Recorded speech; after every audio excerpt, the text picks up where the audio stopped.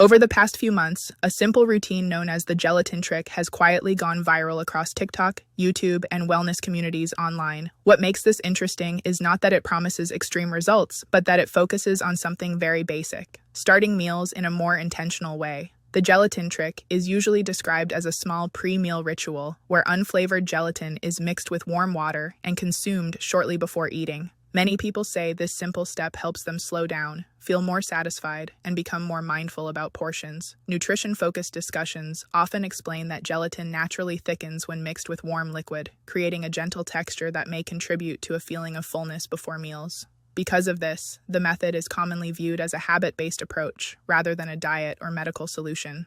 What really helped this trend spread is how accessible it is. The ingredients are inexpensive, widely available, and easy to prepare, which makes the routine simple to test without major lifestyle changes. If you'd like to learn more about this viral method and see how people are using it in their daily routines, you can check the link in the first comment for additional information.